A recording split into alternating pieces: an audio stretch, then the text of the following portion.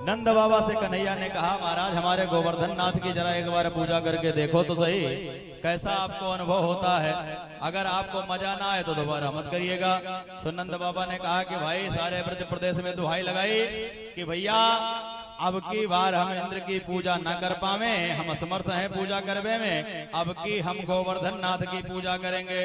तो गोवर्धन नाथ की पूजा करवे के लिए क्या करना है, कछु ज्यादा मेहनत करनी नहीं है। क्या करना है, तो कन्हैया कह रहे हैं कि महाराज जितनी आपके घर में पकवान बना हो सब लेकर खाली चले चलो, बस उसी से भोग लगा देंगे। फिर क्या था महाराज, सारे ब्रजवासी पूड़ी कचौरी पकौड़ी मंगौड़ी रसगुल्ला रसमलाई लड्डू जलेबी कलाकंद बर्फी इमरती रबड़ी, अरे जितने ढेरों पकवान बने थे महाराज सब ले लेकर थाल में सजा सजा करके सब गोवर्धन नाथ की तलहटी में पहुंचने लगे। और एक स्वरूप में तो माधव खड़े रह गए और कह रहे हैं नंद बाबा से, कौन कराएगा इनका पूजन, कहां से शुरू करें पूजन। तो नंद बाबा से कन्हैया कह रहे हैं, हम है ना पुजारी, हम कराएंगे पूजन, आप शुरू करिए। अब नंद बाबा पूजन करवे लग गए। कैसे पूजा शुरू करें महाराज, तो कह रहे हैं पहले इनको स्नान तो कराओ। अब यमुना से जल भर भर करके सारे ब्रजवासी हजारन कलश जल पटक दिए गोवर्धन नाथ के ऊपर।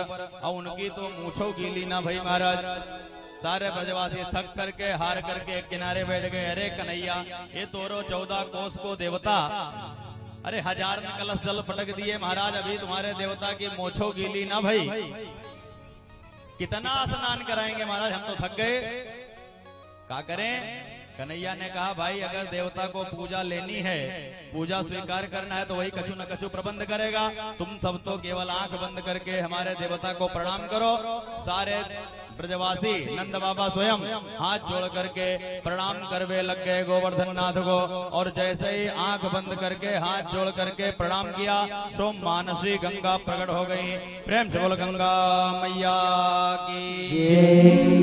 अरे सारे ब्रजवासी हर हर गंगे करके गोवर्धन नाथ को स्नान करावे लग गए। और क्या करना है महाराज, रोली लगाओ, टीका लगाओ, माला डालो, अच्छा तो चढ़ाओ, और इसके बाद सीधे धूप दीप नैवेद्य सीधे भोग लगाओ।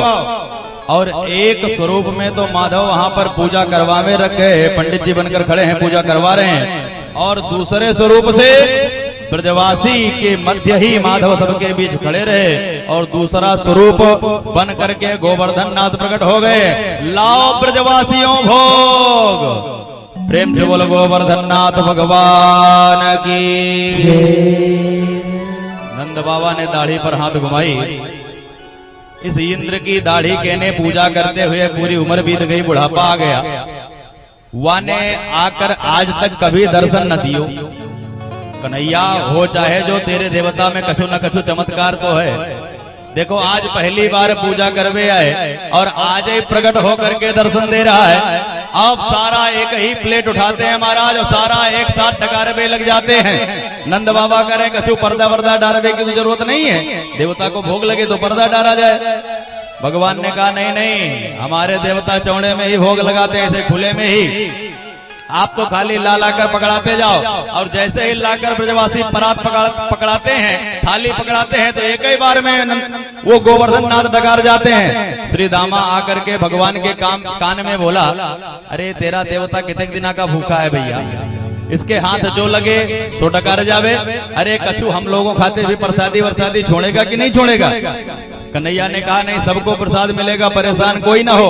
यशोदा मैया ने आकर के कन्हैया से कहा, कन्हैया एक बात मैं बहुत देर से बोला चाहूं, बोलूंगा। कन्हैया ने कहा बोलो। कन्हैया ये तेरे देवता की शकल और तुम्हारी शकल एक सी मालूम चले, कछु गड़बड़ है क्या। कन्हैया ने कहा हम लगता है फंस जाएंगे अब। कन्हैया ने बहाना किया। कन्हैया ने कहा मैया जिस गैया का दूध हम पीवे उसी गैया का दूध अपने देवता को पिवावे। जब एक ही की गैया का दूध दोनों लोग पिएंगे तो दोनों की शकल एक जैसी नहीं हो जाएगी। हाँ कन्हैया वही मैं तब से हिसाब लगा रही हूँ कि तेरे देवता की शकल तुम्हारी जैसी कैसे मालूम चले। ए कन्हैया ये तेरे देवता तुम्हारी ही शकल का है, तो ध्यान रखना तेरे देवता के कछु चीज की कमी ना हो जाए। जो बताओ अब से फिर से रसोई में बैठ जाऊंगी, फिर से बनाऊंगी, तेरे देवता को भरपेट खिलाऊंगी। कन्हैया ने कहा मैया कमी तो कछु नहीं है, लेकिन अगर हमारे देवता की एक परिक्रमा और लग जावे तो आनंद आ जावे। मैया ने कहा तेरे देवता के प्रसन्नार्थ हम कछु कर सके।